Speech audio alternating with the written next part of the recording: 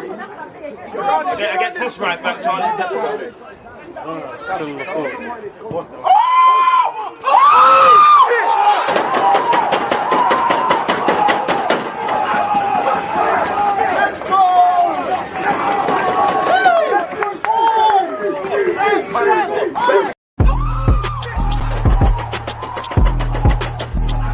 There's always just that active red line defending. I think it's like.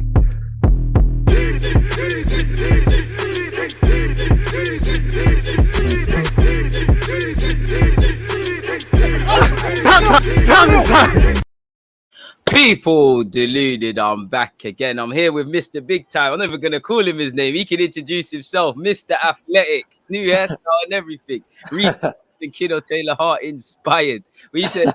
You good? Yeah, I'm good, thanks. I'll introduce myself anyway, because I always do when I come on. I had to do it to you. Sorry, bro. Yeah. But hi, guys. My name's Art De Roche. I write for The Athletic about Arsenal. And yeah, new hairstyle this time. Thought I'd go with the single plaits, and hope you guys like it, and hopefully the chat's all right today. Yeah, but the chat's blessed, always blessed. They're always on to me like, when you bringing Art back, when you bringing Mr. De Roche back, when you're on. I'm like, listen, I'm trying. He's got his life to live. He's a good guy. When he's free, able to do it. So I'm happy to have you here. Obviously, I'm even more happy because it might be we might have played some teenagers and been in a cup, but we actually won, kept a clean sheet and scored. Whatever happens on Sunday happens, and yeah, man, we'll talk about what's going on in between, man. So yeah, to kick off things, let's jump straight into the game yesterday. Like I said, 6-0 clean sheet, Aubameyang hat trick, Pepe scored, Saka off the score. Did Saka score? I'm sure he did. Yeah, Laka as well. Everyone, breaking their ducks. Where you're at the game. Well, you was at the game. You told me you're in the hotel. So being at the game, what was it like, man? And your opinions in general? Yeah, it was good. I think we can't obviously ignore there was a bit of a shaky start. West Brom came to apply pressure. I know their manager's been kind of renowned for that style so far in the Championship, and he tried to bring that with the young players that they played. I think they made, I think it was 9 debuts, but they still tried to... And 11 changes, I think, like that. Yeah, 11 changes. But they still tried to bring that style to Arsenal. And you could tell kind of early on it did maybe not rattle, but maybe just unsettled Arsenal a little bit. But the one thing I'd say was clear from even before kickoff was the away support was very good. The atmosphere buzzing. Yeah, the away end was packed before kickoff. I think even as Aaron Ramsdale came over, because obviously he started in goal towards the away end, he got a very good reception, and then that just carried on throughout the game. And I think that gave the players a bit more confidence to just ride out that early wave of pressure. Withstand that, yeah. And then you see Saka playing in that half space again. And that's where Arsenal's first goal comes from, him driving through that half space, getting a cross in. The cross doesn't work out, but he's alive to the second ball, gets a shot off, and then Aubameyang breaks his duck, like you said. Yeah. And then from there, the game just freed up a bit more. And to see, I guess, obviously we've got to take into account how young the West Brom side was, but it was just nice to see Arsenal. Average age of 22, to be fair with you. And I think I was 25-ish. Yeah, but it was just nice to see Arsenal get some rhythm that we haven't really seen in the first 2 league games. And obviously Aubameyang scoring, Lacazette getting some minutes, Pepe scoring as well, ODEGAARD coming back in. Yeah, it was just, I guess, what you would expect, but a positive nonetheless. Yeah, like you said, man, obviously a win's a win. You win, you played a bunch of teenagers in a weakened West Brom side, you lose, and yeah, it just added more pressure and daggers on our back. You made an interesting point in relation to away fans and away support. Why do you think there's a difference between at the Emirates and away? Because I always say, I think when you go to away games, you see a completely different thing. It's not to say, anyone's more of a supporter or anything else. I just think something's wrong with the atmosphere at the Emirates as opposed to away. And I'm a bit of a conspiracy theorist, but I think it's all the Arsenal fans that are fed up with going to the Emirates and certain regimes. They just save their money and their coin to obviously go to such. And like you said, it was fantastic for Ramsdale. So why do you think that's not necessarily the case all the time at the Emirates? I think attendance yesterday or last night, I should say, was 17,000. About I think it was 2,700 around that number were Arsenal fans, and so it's a lot more condensed. You're almost in that siege mentality already. Yeah. And I think that, like you say, I think the type of fans that go to away games are a bit more old school is the wrong word, but more diehard Arsenal. It's not really. yeah, I don't want to say tourist, but I'll say it for you. A bit. Sometimes it gets a bit touristy and I whatnot. think Not that there's anything wrong with that. Yeah, I think at the Emirates it's a bit comfortable at times. Whereas, especially in away games, you're a bit more used to fans standing up as well. Yeah. Fans will stand up throughout the whole game in away ends. Whereas at the Emirates, you kind of get those stages where fans will stand up, but then for the most part they're sat down because it's a theatre. It's built to just watch football. So yeah, I do think that comes into it. The type of fans that travel, and then that energy, I guess, is a bit more. What's the word? I'll say rambunctious. That's why I've got you here. The mad words there. I can't even spell that, big man. But yeah, I like say that, man. That the atmosphere is a bit more lively, and that carries over. And I think we saw that with Aubameyang. I know Charles Watts made a point to address that to Arteta in the press conference, and I also asked about the away end and how I guess that could be a positive at Manchester City as well, potentially. Yes, hope. But Aubameyang probably someone got less who fans than us, to be fair. Might have a chance.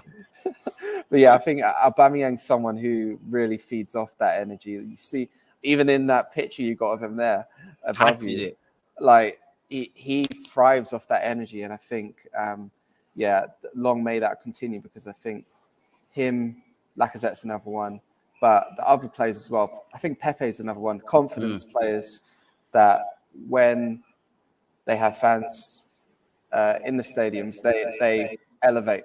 Do you think, how do I make it make sense to formulate a question? Don't get me wrong, within the context of the game, a win's always a win. It's always nice to score. I won't say pressure's gone off the players or the manager, but as I said, it's always nice to win. Why do you think, it's not to say fans are getting excited or when we lose, we get down, but it's like when we lose, we're the worst team in the world in history. When we win, it's not that fans are saying we're going to win everything, but it's just where, the players, everyone connected with the club, we believe in ourselves. Now, I believe in life. When things are going bad, you should never think you're worse. You're bad. You still got talent. When things are going well, you keep that humility and not get too complacent. Do you think there's something to be said there in that, when we're very volatile and we probably lack steady heads collectively as a club in all aspects? Yeah, I would say that's more external, so probably fans, because speaking after the game, Mikel Arteta said that pretty much throughout the week, even though Arsenal lost against Chelsea and Brentford in the manner that they did, the mood was still very positive. And I think, yes, he can just say that because they won, but if you're actually looking at how the demeanor was with the Arsenal players last night, it didn't seem like they were out of sorts in any way. So I would be inclined to believe him. But I do think that, especially on social media, because it's such a black and white space. Yeah, there's no in between. 280 characters you have to fit your opinion into. I don't think, you try to get as much nuance in those 280 characters as you possibly can, yeah. But a lot of that goes missed. And I think, especially the way football Twitter is, the more extreme someone is, the more likely they are to get attention. So I think that's where you see the two extremes kind of coming into play, where you get people saying Arsenal the worst team ever when they lose against the European champions, and then you get people thinking they're the best team ever when they beat West Brom, West Brom's reserves. So I think, even reserves probably. Even in my I guess match piece, I think a couple paragraphs in, I just made the point to say, look, West Brom had 9 players making their debut. Yes, it was good. Arsenal got what they needed, but they got Man City next, and and we'll have to see how that goes. Really, we'll have to see where it goes. And I mean, that's. I mean, you said you hit the nail on the head. You know, I don't even think it's just football Twitter. I think it's a lot of media outlets, a lot of individuals across all aspects. Like you said, the more extreme, the more rage you are. You know, the more overexcited you can be. You know, you get traction, and we lack balanced heads. You made an interesting point about all week they've been all right and things like that. And I've answered this myself, but I have a duty to ask you: do you feel players have down tools or Arteta's lost dressing rooms, or like you see? I mean, you know, you work in this space. You've seen certain articles in the last week. Do you think the players are really down tools? They've given up on Donny. It's a myth and all of that. Yeah, I know what you're alluded to. I'll say. I have to be devil's advocate, broski. But I don't really see it like that. I think Yeah. when you look at the space Arsenal are in, they've been in much worse spaces in Mikel Arteta's time in charge. I think if you look back to November and December last year in particular, when I guess they won against Man United at Old Trafford, and then their next win didn't come until Boxing Day. That was a much worse time. And I think in terms of what has been done before the season started, so bringing in Albert Samuel Lokonga, Nuno Tavares, Martin Odegaard coming back in, and Aaron Ramsdale as well. I know from the outside, people have their opinions on whether those players were the right players to come in, but from what I've heard anyway, it doesn't really appear to be that players have down tools. Maybe, obviously, when you lose, it's a bit easier to draw those conclusions. Parallels and that, yeah. But I don't really see that being the case. And I think when you look at the Chelsea game, if people like point to that, that was probably more to do with the tactics on the day, I'd say, rather than players down tools. Because if you look at the game for a clear head, I think Tierney was probably one of the weak points. But he is probably one of the players who... one of the best players. Who Mikel Arteta's trusts the most. And that's not to say Kieran Tierney's a bad player. It's just you can't really stick a certain label on a performance. Like square pegs in round holes at times. So I think, sometimes those kind of conclusions can be drawn a bit too early or be a bit too knee-jerk, especially when we're not even 3 games into the Premier League season. So, yeah. Let me ask you this, because you alluded to it indirectly about Arteta's tactics. Now, what do you make of his tactics? Because I know, you know, he could win, you know, Pep Guardiola's won many trophies. People are still trying to tell him how to use tactics and say he should do this and that. So we know you can't win. Everyone's got an opinion. We all play Football Manager and think we know it and whatnot. But for me, sometimes Arteta has put out some game plans and I'm like, yeah, I see what you was trying to do. I actually agree with it. The players may have let you down, or sometimes it's worked. Equally, sometimes it hasn't. I just feel off late, off the back of the tail end of last season and definitely how we've started now. Bewildering is probably a strong word, but it's like sometimes when something seems so obvious, we don't do it. Now, everything worked yesterday. There was a lot of talk of Tavares playing right back. We saw a hybrid role like you saw. It's a back 3 / a back 4 out of possession. Saka in it very narrow. Tavares providing that space. Now, it worked. But where are you at with it? Because, again, you know, Maitland-Niles can't buy a game. Whether he's going to stay or not, I don't really know. Kolasinac, I assume that's a farewell party. And you kind of touched on the Chelsea game. Is it a case of sometimes, I wouldn't say not understanding your players, but for instance, you know, Marie might be a good reader of the game defensively. He lacks in pace and he's going against Lukaku. Could we went with a back 3 in a sense of, instead of going with Tierney's now over covering, him and Saka are not looking over their shoulders or communicating. Where are you at with Mikel Arteta's tactics, in your opinion, and what he's doing? Or how he's started the season better yet? I think I'm quite similar to you. I don't think he's the worst coach or tactician. I think there are times where he does get it right. I think if we talk about the Chelsea game, I know there was a lot of talk among fans thinking ahead of the game, thinking he would go back to a back 3. Same, I thought so. And when you consider, Boxing Day, it was a back 4. That was when Emile Smith-Rowe first came back in. Stamford Bridge later last season was a back 3. And Saka played right wing back. And I guess when you're thinking about that lineup, you think, oh, that's crazy, but it worked. So I think that's why people probably thought he'd do the same again on the weekend. But I don't think we can hide from the fact that he got it wrong. He probably should have match Chelsea again.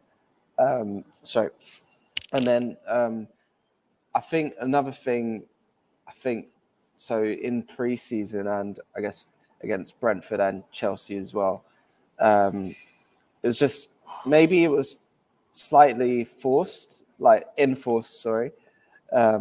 but him using wide forwards rather than wide playmakers. So Nketiah, Balogun, Aubameyang all played out left during pre-season, and then Martinelli played out left against Brentford, and Aubameyang again on the left against Chelsea.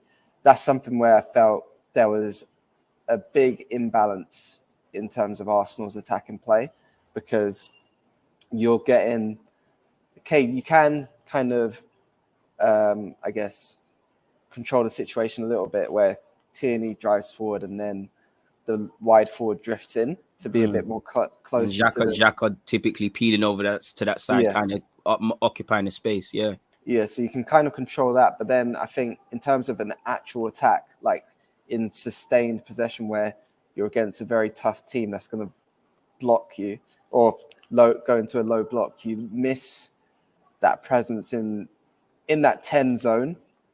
And I think now that Odegaard and Smith Rowe are in, I think you get a lot more opportunity to fill those spaces on a more consistent basis and make sure you're not so reliant on that left-hand side. I think Odegaard showed it yesterday in the build-up for the second goal. Okay, yes. Again, massive caveat. They were playing against teenagers. Yeah, no, disclaimer. We know we're playing a bunch of kids. We know, everyone listening, if you don't know, you know we're playing a bunch of inexperienced kids making their debuts. But Odegaard pulling off into those spaces creates space for the deeper midfielder to run forward. And that's something where if you can get that happening against better teams, you're going to pull defenders out of position, and that's where you can have fun. All right, cool. Sorry to cut you off, but I need to ask you something because you're cutting into it. Yeah. All right. Do you think, specific to attacking, is it down to the lack of personnel or is it down to the tactics? Because you just mentioned Odegaard yesterday, yeah? And I'm very passionate about this particular subject because I think we could sign creative players as much as we want, but for me, I think that's where I need to see it. You know, you saw our underlying metrics last season, we failed to score. And I think a lot of the time in that game, although we won 6-0, a big reason as we won is because we saw players in space and we had the confidence to play the ball to them. For me, you saw Odegaard, like you've seen with Smith Rowe, like you've seen with Ozil.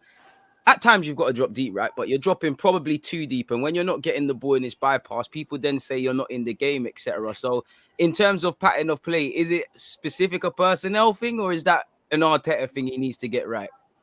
I think it's a mixture of both. I think personnel helps because even when Odegaard does drop deep, he can still have an effect on the game, I think.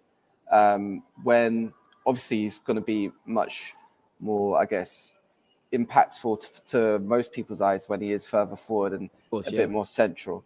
But I do still think that when he drops deep, he draws a player out of a space for someone else to run into. And I think that helps because when you look at the balance of the midfield, I think if you're playing against a team, maybe that's lower in the Premier League that deploys a low block, then if you have players like Odegaard, Smith Rowe, and Saka, so probably the three most technical midfielders and agile midfielders, they'll probably do a lot better than, say, maybe Smith Rowe, Saka, and Pepe, because Pepe is always looking to run in behind.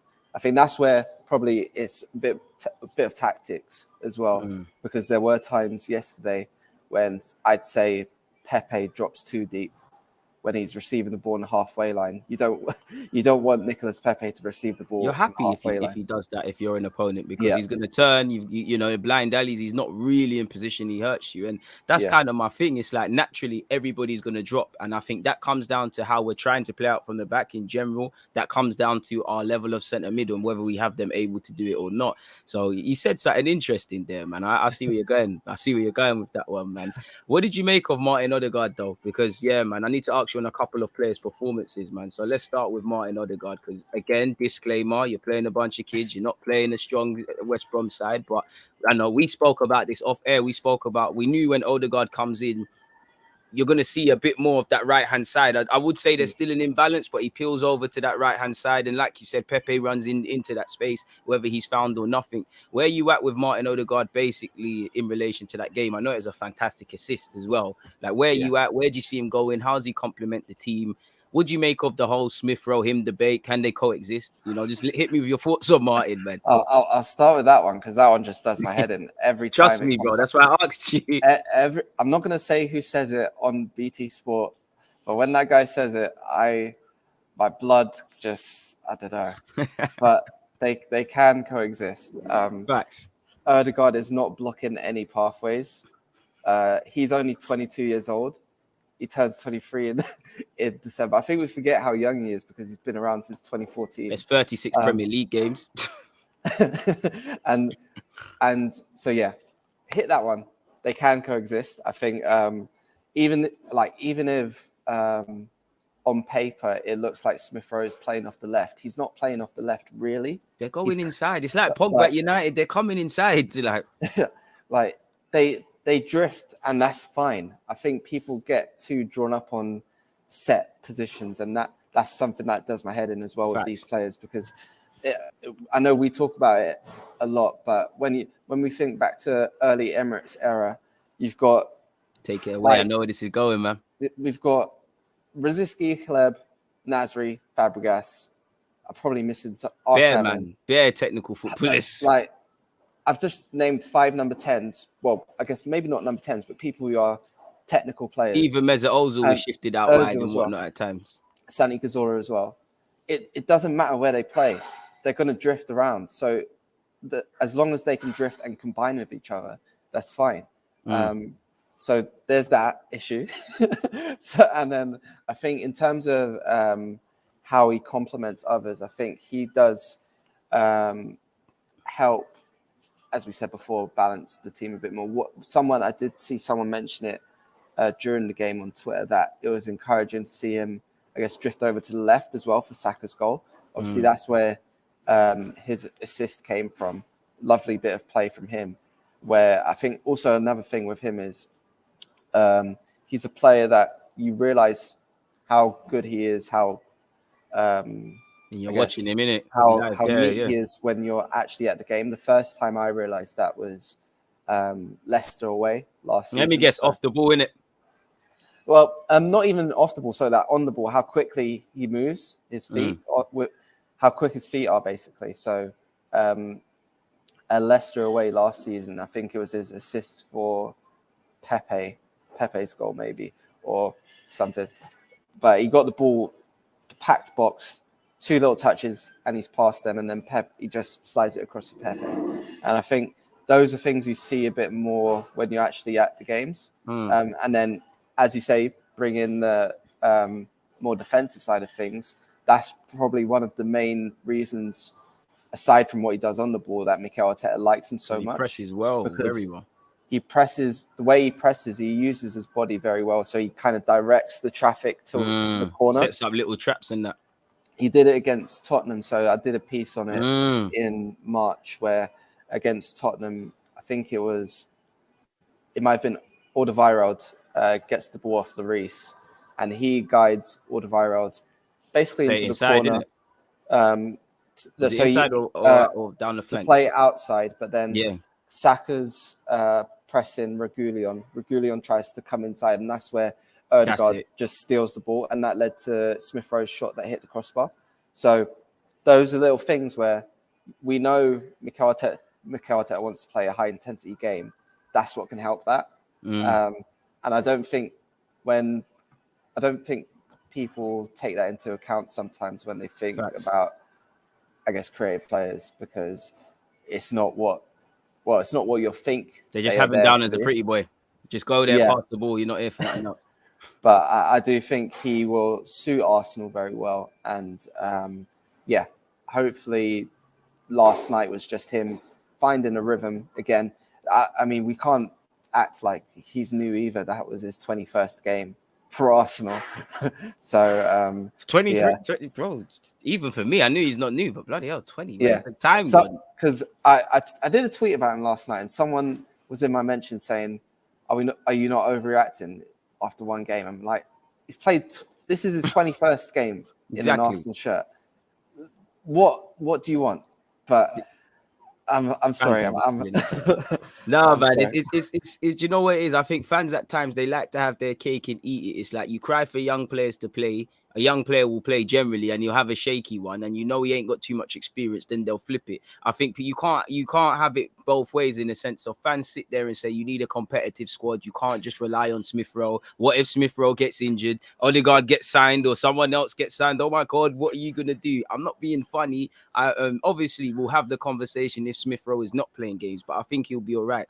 I know he's a young player. I know he's amazing. I know it's been a matter of months, but I'm not being funny. If we're trying to be the club we was or whatever, he's got number 10. That's a target on your back. You know, everyone wants that space. It's like number 7 for Saka. These are 2 positions Arsenal should always be generally looking to improve who can come in, just like being a striker at any top club. So competition, you know, breeds a lot. And for me, a lot of fans sit there and say, oh, our players are comfortable. There's no competition. Now there's competition. There's an issue. Let me ask you something with Odegaard, because again, we've spoken about, and I find myself always using the same examples. You said you spoke about Leicester. You know, you could throw West Ham in there, Spurs and Chelsea in there. I can't remember the exact Europa League game, but whatever game William played quite well, and we turned it around prior to going out last season. There was examples of that. Is there any aspects of Odegaard's play that you think is understated? Like we both unanimously agree, the pressing, what he does. I think he's way more of a leader and a bit vocal than people give him credit. Is there any underrated aspects you see in Odegaard's play that isn't necessarily spoken of? Yeah, I think this might not be something that's underrated. Maybe, I guess, or underappreciated, or just something that's not necessarily spoken of. It don't necessarily have to be underrated, bro. Yeah, I think his movement when the play's on the opposite side of the pitch. So the spaces he gets into to have shots is the way he does that is very good. So when he's playing with Smith Rowe, for instance, Smith Rowe may be more involved in the build up early. Are you saying they can coexist? Carry on, though. Are you wow. Are you saying technical footballers can do well with each other and link up on the pitch? My word. Who would have thought? Who would have thought? Who would have thought it, bro? It's crazy. but no, I think when Smith Rowe is involved early in the build up and then brings Tierney into play, and those cutbacks a lot of the time can come back to Odegaard on the edge of the box when Aubameyang runs to the near post. We saw it against Tottenham for his goal, but also a few days before against Olympiacos. I'm sure. Not so he didn't score, but it was within the first 2 minutes. Cut back to the edge of the box. He has a shot. It's blocked, I think. But then same pattern comes against Tottenham and he scores. Again, it was deflected, but he scored. It doesn't matter, man. We're shameless. Remember when Smith Rowe scored a missed kick at the bridge? We don't care about none of that. So, yeah, I think that's something that is somewhere he can probably develop a bit more to get a bit more recognition for that side of his game. 100%. I also think that he could help Smith Rowe in some ways in terms of... I agree, but wow, like an alternative opinion, wow. But so one thing I'd say where Odegaard is better than Smith Rowe is being able to break down defenses in the box, basically. As expected, yeah. So I think that's somewhere where Odegaard may be able to help Smith Rowe in terms of decision making in those areas. In them intricate areas, yeah. When the box is packed, what are you looking for? What pitches do you need to see? Because we know Smith Rowe. I mean, I know I mention it basically all the time, but that half turn spin that he does, amazing. Like, I know I don't want to plug it again, but plug it, man. You gotta be shameless with plug it, man. You're Mr. Athletic after all, man. Plug your thing, man. But I did a piece on the making of Emile Smith Rowe in July, so just go and check that out, man. You got a link? We'll put that in. I'll find it. So just before he signed his new contract, where I basically spoke to a few of his coaches. So one from Junior Elite, who was before he joined Arsenal. Look at this being biased South Londoners. Go on, though. I think there's a lot of bias going on. Yeah. So yeah, guy from Junior Elite, Kwame Ampadu, Freddie Ljungberg, also Paul Mitchell, who's now the sporting director at Monaco, but was at Leipzig, and David Webb, who brought him to Huddersfield. And one thing that was Iconic clear, names in this thing. one thing that was clear with all of them when speaking about Emile was he always had a picture of what to do when receiving the ball. They always talked about the half turn. They always mentioned it. And that's something we're seeing now. But I think when we get closer to the final third, that's where Odegaard can help develop Smith Rowe even more.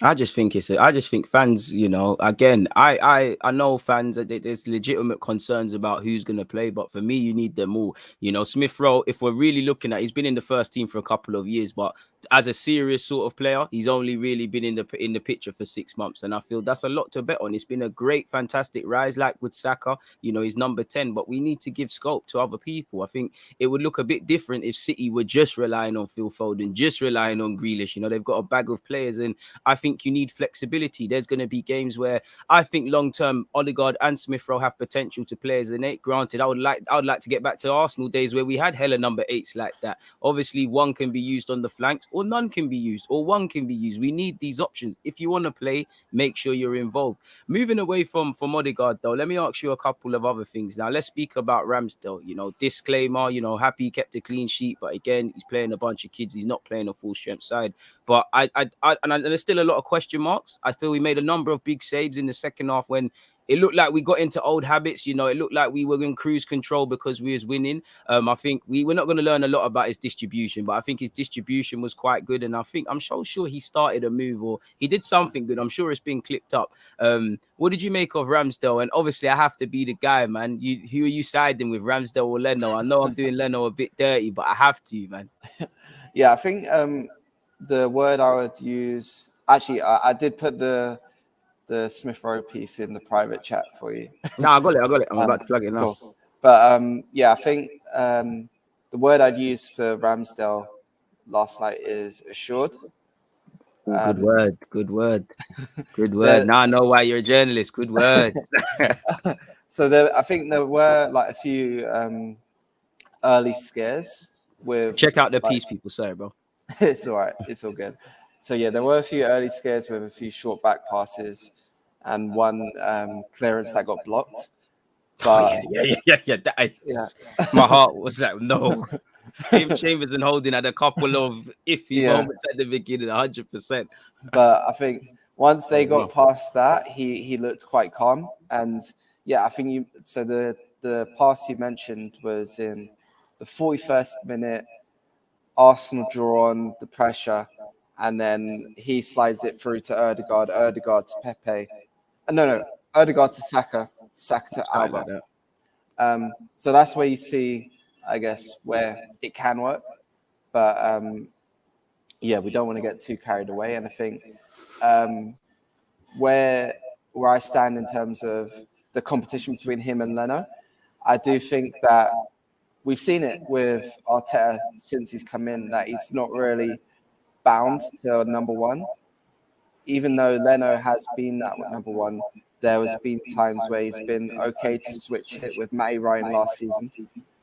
And I do think that with Leno's current contract situation, I wouldn't be surprised if there's a point in the season where Ramsdale takes the number one spot. But I don't think it will happen in the next few weeks. I think that Leno would probably be fine to keep his number one spot. And I do think that where I guess Leno doesn't get credit because he done the exact same thing last week, really. He made a couple saves. We just lost, to be fair to Leno. His save against Lukaku's header was amazing. And that was straight out of like 2019-20. And I think when it was him and Aubameyang versus the world, yeah. So I think I wouldn't really see Leno dropping out just yet, but over the course of the season, with especially, I guess, the contract situations between them and their ages, I wouldn't be surprised if it switches at some point. Would you want to see that, though?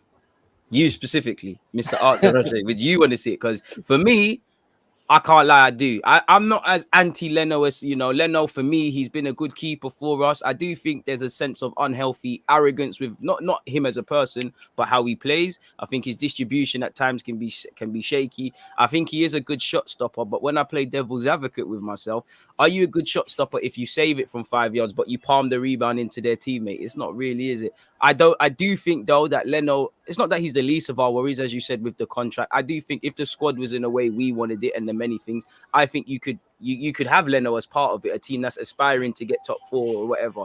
That being said, I just feel Leno is one of those players within our squad that his future is always earmarked for speculation. He's always linked with a move away. There's nothing wrong with that. But for me, I need a bit of long-term longevity because, forgive me if I'm wrong, but logically, surely we're going for another keeper in the summer. Whether that's going to be a number 1 or a number 2 is down to Ramsdale and his ability to lock it down, really and truly. So I would like to see Ramsdale dislodging before too long. But as you said, I hope Leno's able to compete. But where are you at? Would you prefer Ramsdale with what you said with the contract? And, we've brought Ben White, Gabriel's going to be here, Tierney's going to be there. As an Arsenal fan, you can't have everything there is in a right back, but it's close to a long-term back 5, assuming we do that.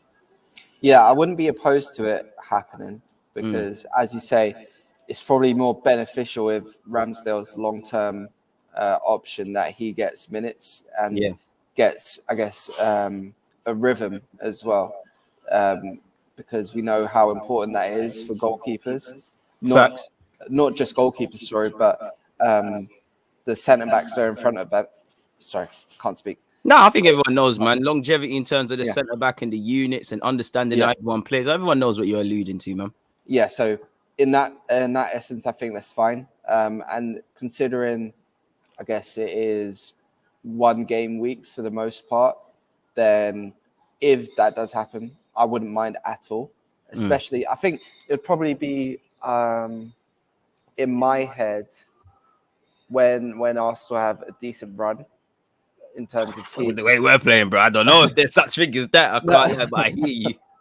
So yeah, I think when there's a decent run of games, bringing Ramsdale in and giving him some minutes that he wouldn't get in the Europa League, I think that's where it'd probably be a bit more realistic. But yeah, I wouldn't be opposed to it at all because you need to be thinking long term, and I think in terms of the way the transfer window went. You can see that happening at some point in the year. Long-termism and whatnot. Yeah. What do you make of him from a vocal point of view? Because obviously I have him down as a fairly vocal keeper, but I mean, you're at the Hawthorns. Where is he more vocal than Leno? Not to drop Leno anything. Is he a very vocal keeper? What is he in that aspect? Not gonna lie, I couldn't hear him, and I'm not saying that's. Yeah, no, it's just the way he said it. The way he said it is a madness. It's cool. It's cool. Because I was gonna get to run some Ramsdale propaganda, bro. But it's because where I sat. So the press box is basically right next to press box. It's basically right next to home fans and then the away end. So basically for the whole match, I was just hearing the home fans and away fans argue with each other. Fair enough. Which was quite fun, but yeah. It's quite different to, I guess, last season where you could hear everything that Mikel Arteta and the players were saying. So, yeah, I think one thing I'd say is he's very, what's the word? Energetic, I'll say. He gets very emotionally invested. I think we saw that with his celebration. I love it. For AUBAMEYANG'S goal. And, yeah, I think he's someone where I know, like, when he was announced, Mikel Arteta said that like Arsenal fans would love him, but just even in the short snippets we've seen of him as a person, like aside from a player, I think he's a very likable. He's a likable guy, man. Yeah, likable guy, and I think you want those type of people in the club. So yeah, I look forward to seeing how I guess his season goes, and yeah, I don't think there should be much pressure on him. I know a lot of people would want to put pressure on him because he's English, because it cost 30 million and he wasn't people's first choice. They don't see how he significantly improves us. So you're right on that. But yeah, I think for the most part, yeah, a good night for Aaron Ramsdale and hopefully one of many.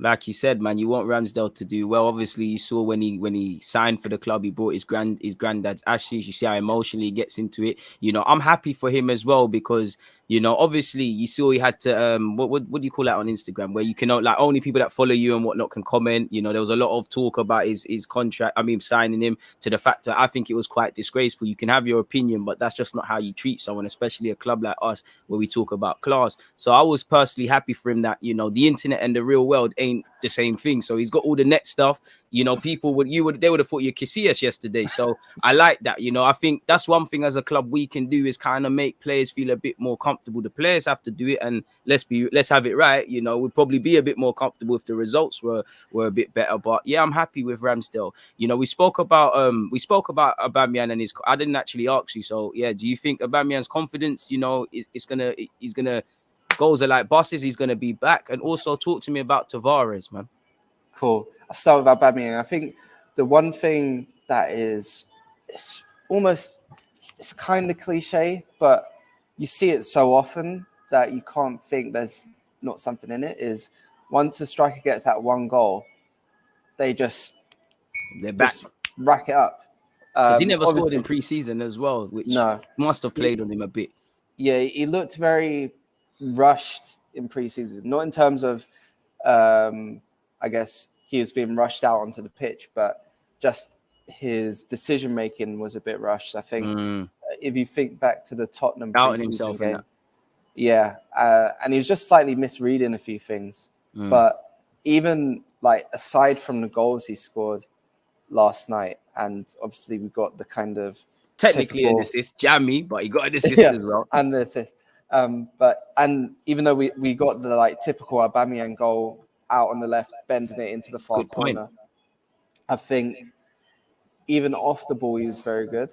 There was a moment in the first half where West Brom are trying to build down, I think their left, and he chases them down, slide tackle to win the ball back, and that's something that Arsenal fans that gets you going. Them little things build there. off of. And I think as a captain, he is, even though I know people like to mention leadership around Arsenal a lot, but there's no way Aubameyang's not a leader. 100%. There's no way he's not a leader. People like the young players, I know Tyrese John-Jules spoke about him a while back, but he's someone who young players in particular, point to a lot as someone who helps them. And even I think if you guys look back to Saka's goal, I'll come to that in a bit. But I'm trying to find that one. Go on, bro. I'm trying to find that one. If you look at Saka's goal, Aubameyang could take that. Aubameyang could take that pass.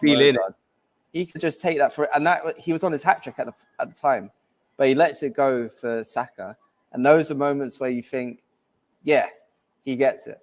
So I do think that obviously Man City is going to be a different level in terms of the task, but it is quite encouraging that he finally got off the mark. And then in terms of Tavares, I think very raw, but encouraging at the same time. His touch is quite loose. Quite. I think he's still chasing it today, bro. But I love him though. He's got heart. Yeah. So there was a moment in the first half where his loose first touch was intercepted, and then Kolasinac jumps in, makes a very rash foul on the edge of the box. Robert Snodgrass standing over it. I'm scared. I'm sure because I can't lie. I know you're talking about. It looks like Ramsdale was leaving one half of his goal open. I don't know if that's something we're doing on the training ground. That was scary. I was shook. I thought the Scottish Messi was going to bend that into the top bin. But luckily he did it. He just hit it straight into the wall. But I think those are areas you can see where he needs to be coached a bit more. But then you get the other side of his game where you kind of don't really want to coach him. You want him to be as expressive. He's a madman in a good way. I like it. He just goes on adventures, just runs about, puts in work. Because he can go down the left, down the outside with his left foot, but he can also cut onto his right because his right is very good. And that chaos, I think you don't want to take that out of his game. You maybe want to refine it a little bit, but you don't want to kind of overcoach him. You just want to let him do what he does. And I think once we get him to a point where I guess he's more comfortable in his own body as well, then we'll see a proper left back / I guess left winger, if you want to call it. Yeah, because I think it was weird. Like before the game on Arsenal's Insta story, they put out a thing saying he might play right back. So I thought he'd play right back. Maybe it was just a misdirect on their part because he came on at right back against Brentford. But he's definitely one that's interesting. I think 21 years old, long-term contract. Yeah, definitely a step up in terms of backup left backs. I mean, it's like you said, man. I mean, we've brought in players of different level. You know, if you're looking at the 2 summer signings that are probably most like thrown in tomorrow, sort of thing. You know, you've got Ben White and probably Odegaard, where Odegaard is isn't a new signing. But the one thing is, they're all young. They all have scope to grow. None of them are the finished project respective to where they are. And I think with Tavares, in a nice way, I've been surprised, and in a not so nice way, I haven't learned much. You know, when the things I was reading, the things I've seen in the little bits and pieces, we knew he's good going forward. I think defensively, time will tell. I think in a back three, you know, with a bit more switched on defensively, with Xhaka pulling out, he could wreak a lot of havoc. And like you said, there's a lot of development to be done. But I like him, man. He seems, away from all of that, I think he's got the right attitude, man. I don't think he's phased. I think he tries. You know, God loves a trial. One thing, so again with the fans, second half, I think that's one thing as well. He fights to keep the ball, and I like that. Yeah. He did that. Got a couple Nuno shouts. See, I can't wait to be back at the Emirates. I'm on that. And then this is, you don't really. I know it's something little, but he acknowledged it. He gave them a thumb up. You don't see that all the time, but it's nice to see that he acknowledged the fans, and then when he acknowledged them, they gave him another round of applause. And that was just quite nice to see. It was, I know, again, we know what side Arsenal were playing, but it was just a nice night. Nice to see. We haven't had any nice nights, man. And I know how Nuno feels, because whenever I hear that DG, excites me as well. So you're right on that, man. What was I going to ask you, though? Obviously, you know, Kolasinac is out there playing. Maitland-Niles has come off the bench against his former loan club. There's a lot of, you know, football's a long time to go. We've got just under a week, if that. Do you see them both at the club? I mean, it looks like Kolasinac is keeping it moving. That's a farewell game. No one knows what's happening with Maitland-Niles, and they're, you know, you're hearing Willian to AC Milan even now. So where you at with that? And also Torreira as well. He's officially been confirmed on loan at Fiorentina. Yeah, so I think Kolasinac, that's probably the most likely in terms of departures. I think the important thing is managing to get a fee, because you don't want to get into that trend where you're terminating contracts to get rid of players. Obviously, Mesut Ozil last season, Shkodran Mustafi last season. If you're able to get a decent enough fee, keep it moving, because especially, I know it probably isn't too much of an issue, but with the spending this summer, you want to get some of that back. So yeah, I wouldn't be too surprised to see Kolasinac go. And if they get a fee, they're making a profit because they got him on a free. That's the thing as well, somehow. Then Maitland-Niles, I don't know what's happening. I won't lie.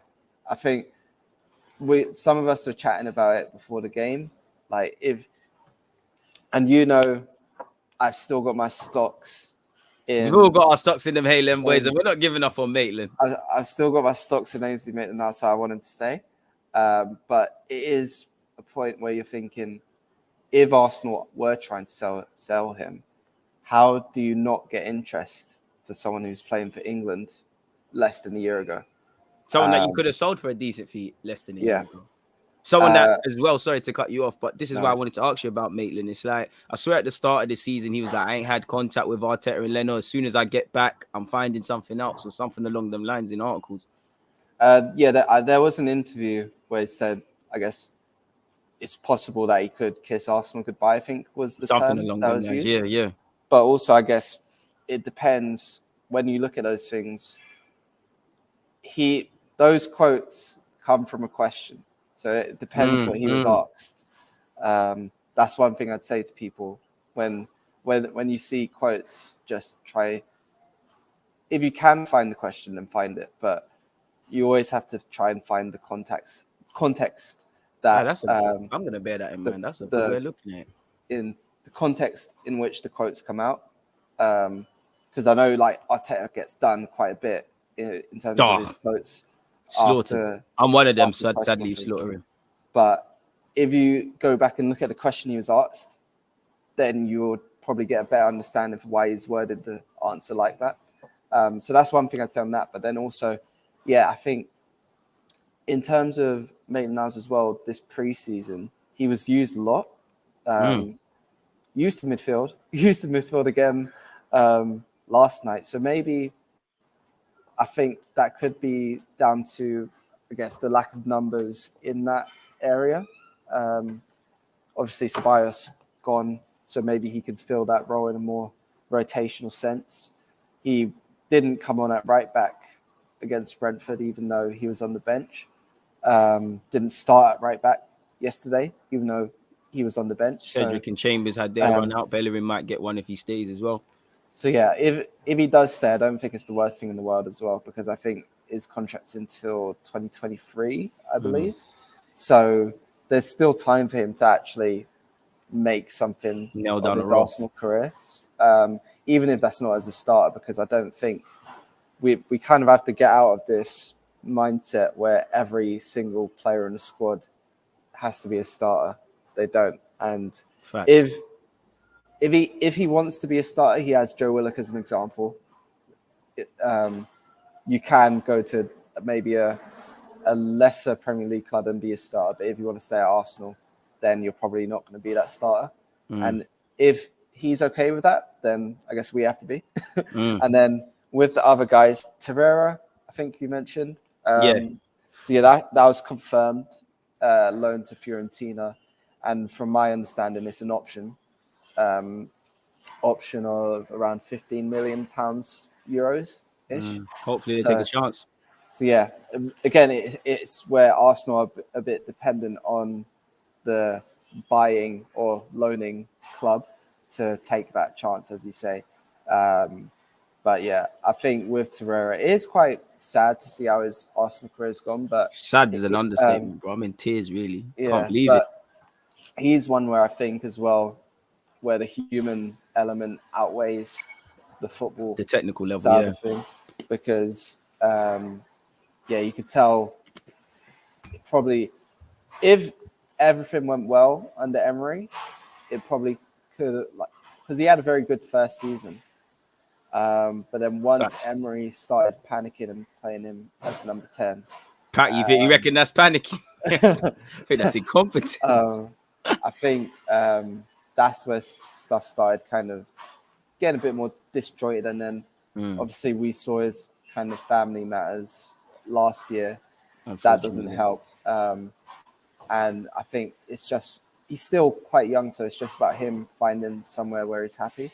So yeah, I can't remember who the other name you mentioned was. I got another question for you anyways, because you kind of inspired me with the Maitland-Niles chat. Do you think Xhaka staying? I know they're not the same. I know a lot of people say, why can't, Torreira, why doesn't he play over Xhaka? I hear it, I understand it. And I'm not saying this to defend or criticize Xhaka, but they're two different sorts of midfielders. Like Arteta wants it to run through Xhaka. Torreira can't do that. If you don't care about that and you want him to start, fair play. But then I thought about what you said. It's like Maitland could be he could be a decent right back, a little midfield option, a squad version of a Haaland's James Milner with respect to Milner, because he had a good career. Do you think that could be a benefit, Xhaka staying? Because we probably weren't going to bring in that other midfielder. I know we've got Lokonga, but then you've got Maitland. And for me, when I look at Maitland in midfield, I mean, you said Joe Willock, which inspired this question as well. It's like, Joe, at least you can see that's a box-to-box sort of man and whatnot. Maitland, he does, he got an assist yesterday. I don't know what midfielder you are. It's like when I was watching you on loan at West Brom, it weren't that you was lacking, but it weren't exactly standing out. You was just existing, just like constantly floating. It's like, what midfielder are you if you're going to be in that role? Yeah, I think when I watch him, so he's not exactly in the mold of Xhaka. No, like his passing isn't at that level. I probably, if you're looking at the profile of midfielders Arsenal currently have, I'd probably say he's closer to either Partey or Lokonga. And that's not in terms of like, I guess, not saying ability-wise, but just the type. Profile, literally. I probably see him being someone who can receive it on a half turn, have a little burst, and then move it on, but can also intercept quite well and suit the defensive side of the game a little bit as well. So I think he's probably more like a link midfielder, not like fully box to box like Joe Willock, but someone who can link between Xhaka and Smith Rowe and Odegaard. So that kind of midfielder I see him as. And then last night we saw him, I guess, it was weird because I think it was like almost like a 4-2-2-2, like when he came on, and he had space to run into, and he, for Aubameyang's hat-trick goal, I'm not sure if it came across on the TV, but as Arsenal are breaking, he actually tells Saka to peel around. Peel around the right, and then he takes the central space and passes on to Aubameyang. So that's where you can see he is able to read the game and make decisions. I guess he just needs to do it on a more consistent basis. And where he gets that game time at Arsenal is probably in those League Cup games or coming on as a sub in Premier League games. So yeah, I think you know me, I'm Maitland-Niles in. Come on, each and every time. So yeah, hopefully he's in a good space in terms of hopefully he knows what he wants, and we just are able to see that come to fruition in whatever capacity that is. I mean, I didn't actually have the chance to do a video with it. I know it's been and gone now, but we're speaking about Len. I don't want to make you cry, but you know, Joe Willock's flown the nest. He went to Newcastle. He's doing his thing, bro. Like, what'd you make of that one? I think I didn't watch it, but I heard he scored in the penalty shootout yesterday as well, and they went out. So commiserations to our boy Joe. It was devastating, man. Devastating. And what made it worse is they announced it on the opening day of the season when Arsenal were playing Brentford. So you even though they like released that video, you didn't get like a proper goodbye. Yeah. Good for so much. So it's like, obviously he played himself into a position of power where he could decide what he could do. Future, really. So obviously it does, I guess, hurt that he's gone. But sorry if you can hear. Nah, it's minor, man. Come on, you're in the hotel. We know you're Mr. Athletic. We can deal with background noise. But yeah, I think so it hurts to see, but I think it's good that he took control of his own career as well. Proactive over his destiny. Because I think we've spoken about it before that he's like a very spiritual person. I'm not sure if people actually remember this, but his Premier League debut was at St. James's Park. Yeah, and he had a tough time there. Yeah, and then a year after he had a good game with Nelson in that. Yeah, so I think when you're sitting down looking at it, for him anyway, it probably made a whole lot of sense. Like Newcastle was the perfect club for him in January. Arsenal still didn't have, I guess, a proper role for him this summer. So, I mean, all the power to him. Hopefully he does well. And, yeah, hopefully we see him at a top club, not scoring against Arsenal. I hope so, Ghostly. I hope so. But you know he probably will. Last two questions, because I know you're tight for time. I want to ask you about Man City, but before we get into that, ANF, you know, I mean, you work for the Athletic. We all saw Wilshere's thingy. It made me cry. I wanted him back. You know, my point of when I saw that and he was saying I should have stayed under Emre, I was screaming at my phone like, you should have effing stayed. Why did you go? What do you make of that Wilshere stuff, man? Because you're bound to have known about it. And would you take him back on a little deal? I know it's emotionally, but yeah. 100% I'd take him back. I think So he actually did the interview in the office, and that was the one day that week I was not in the office. Oh, you should have got yourself down there when you found out. You know, you should when have when I found out. So I was at home working from home. I found out and I jumped straight in the shower. By the time I was out of the shower, I got a text that he was gone. So I've been having like an existential crisis ever since. Because I think if I actually saw him, like my mum said, because I told her straight away, and she was like, you probably wouldn't even be able to like talk to him. Like you'd leave it with that, man. Like if I saw him in real life, I don't know what I'd do. I'd probably say something stupid, like, would you like a polo or something? Like, I'd just be looking at him like, you don't even know what you mean to me, my friend. But yeah, the interview itself was very good, I think. What kind of came across most was he wasn't apologetic about his situation. He was just very kind of real about it. Yes, he knows there's people in worse situations than he is currently in, but that doesn't take away from the thoughts that he has, and it doesn't make them invalid either. And it doesn't get rid of his problems. Yeah. So I think he was very real in the interview, and that probably came across in the writing. And it's weird, yeah, he's still only 29, so you can still, I think, and at Bournemouth last season, he did play fairly well. So it's weird that he hasn't even had an offer. But hopefully that changes, because, yeah, I want to see him play football again.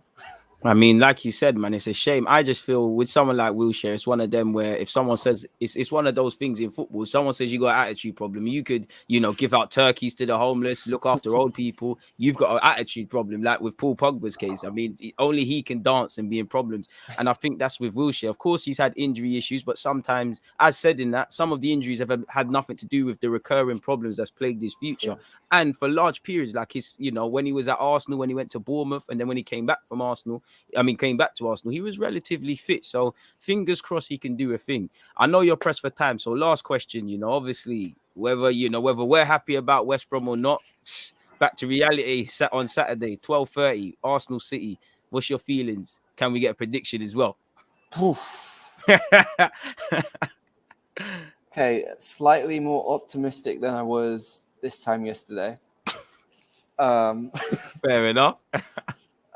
Keeping in mind it's Manchester City, I don't want to go overboard. I think with Odegaard back and Aubameyang back scoring, there's a bit more, I guess, belief in terms of my point of view 100%. That Arsenal can actually build attacks. So I think that's where my encouragement is, with hopefully Odegaard and Smith Rowe playing together. I like how you did that still. So yeah, I think no Kevin. Just the other 100 million players they've got. Yeah, just Jack Grealish to worry about. Oh my god, I'm gonna be hiding behind the sofa. But Raheem Sterling's getting his goal. I prediction, I'd probably say 2-1 Man City. Optimistic, innit? Optimistic, innit? All right, optimistic. I hope so, man. I like that, but boy. Yeah, optimistic. Because it's weird, because like last couple of league games, Arsenal have actually started all right, and then they just don't take their chances. So hopefully they start all right and take their chances. And then Man City will just do their thing and blitz it. But yeah, I want a goal. I want a goal at least. Trust me, we still ain't scored in the Prem. I want a goal. Listen, I hope Pep just nices his friend. Arteta and him the day before, he says, just come on, I need this. Just let me off, sort of thing. But it is where it is, man. In relation to score prediction, my heart is saying 2-1 Arsenal like you. I hope for that. My brain, if I had to bet my life savings, I think 4-5-1 City. Now, what normally happens and what happens are two different things, man. Last question before I let you get out of here, man. I can't let you get out of here without explaining that Twitch question. What's all that about? You never told me. No, I actually popped up in one of your streams. Swear, I big up you. You didn't say nothing. Yeah, I did. I think so. It was one of your Arsenal Football Manager streams. Operation Champions League. And I commented, "Yo," and I think so because my username is AJ_De Roche, so you probably didn't recognize it. Didn't clock it, yeah. Yeah, so I stream. I'll get my link. Yeah, send me the link, man. Send me the link. Send me the link, man. We need to get, pay attention to what he's doing on Twitch. I always tell you to follow him on Twitter. So follow Art on Twitter. I mean, this guy is funny. I don't know how many videos and memes, and you seem to have just a meme or a picture for everything, and it kills me. Like I don't know how you come out with this. You've got something for every occasion. I don't really stream about Arsenal in real life. So like I stream Football Manager. And then I stream like PlayStation 2 games like Pez, Harry Potter. I was on Spider-Man the other day. I respect that. So you can see. I may jump on tonight if I feel like it. I don't know, because I'm now off work for like a week and a half. Go and support that. I think on Twitch you can set it up, because I think Rants does it to me. You can set it up so when I'm not online, people can flock to you. So we'll get that sorted as well, man. Okay, cool. Yeah, I didn't know you could do that. I didn't until Rants mentioned it. So we'll get that sorted. Yeah, I started during the Euros, and yeah, people. Yeah, it's quite a cool kind of fun vibe, where we just chat rubbish most of the time, like. I was playing Harry Potter and the Philosopher's Stone on PlayStation 2. That's lit. And completed it, got through it. Yeah, we just talk about nonsense, really. But yeah, if that's something you guys are interested in, PS2 games and Football Manager as well. I managed to get Nice into the Champions League in my first season. Oh, you're on one of them ones. I'm not on that at all. Yeah. It's Arsenal Champions League. Everything I don't get in real life. Yeah, I think I've won it because I've got like an offline Arsenal save. I didn't want to do the same, but yeah, hopefully you guys enjoy that. And yeah, so the hair's still here. It's just in a different style. I wanted Reece to Nelson in disguise, man. I wanted to try something a bit different before cutting it or anything. What's this? And as long as you play, I think that's Lord of the Rings. Or Lord of the Rings. Yeah, I think that's Lord of the Rings. But I'm not really a big Lord of the Rings guy. So sorry, smartly done. I'm more a Harry Potter guy. And Spider-Man, as everyone on Twitter knows. Oh, yeah. There's a lot of beef with the Spider-Man crew on Twitter yesterday. The other day, yesterday, or maybe it was the day before yesterday, I was having to... It was rough. But there's probably going to be more beef on my timeline at some point soon. But oh my god! But yeah, and yeah, it is quite Taylor Hart-ish, the hair, because I played football the other night and I had to like put a bandana across to keep it kind of neat. But yeah, was you doing the skills and running into blind alleys like Nelson? Not gonna lie, I got 4 nutmegs and I can phone my brother to confirm, but I don't know how we do that. Hey, you're killing me, man. You're killing me. Oh, man. But right, see, Art, it's been amazing, man. It's been amazing to be here with you. You've answered all my questions. You've provided your spin on it. And yeah, we've got good chemistry because you're a friend of mine.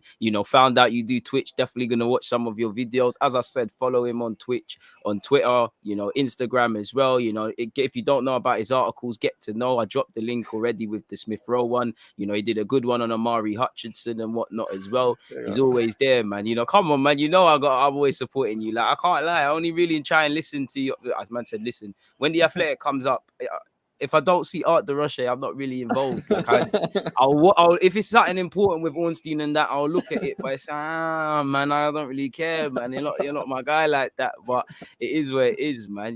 Make sure people are supporting. Obviously, you said you're off work for a week. Is there? You said you might go on Twitch. People know to flock there. Is there any other pieces you're thinking of doing something for people to watch out for at any point?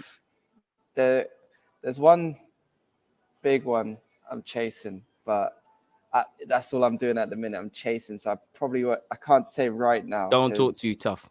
because I don't want to jinx it. I'm asking you off air 100% though. Yeah, But I want to move in silence. Something Eddie needs to do still. Because it's probably not even short term. It's probably more long term, but it's one that I really want to happen. Because I think when you talk about like that Wilshire one, that's one that I would have loved to have done. But obviously I can't. You'll get that, man. Come on, you'll get that one day, man. But hopefully something happens. I think. Hopefully, man. It will. In terms of stuff to look out for, the next game I'm back for should be Arsenal women's first game of the season, which is against Chelsea at the Emirates. I think tickets are up on. When is that? Because I'm a bit ignorant to it. I don't know when that is. So that's on the 5th of September, which is a Sunday at the Emirates. So during the international, right? Could be wrong. During the international break, and they've also got Champions League football. So if you're missing your European nights, you've got that to look out for. So every Arsenal fan listening, we ain't doing nothing on that. So it is what it is.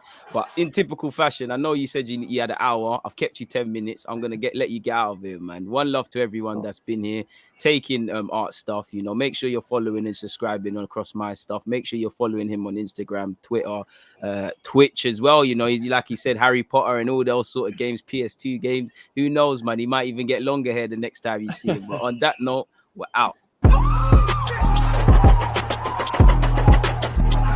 There's always just that active red light defending. I think it's like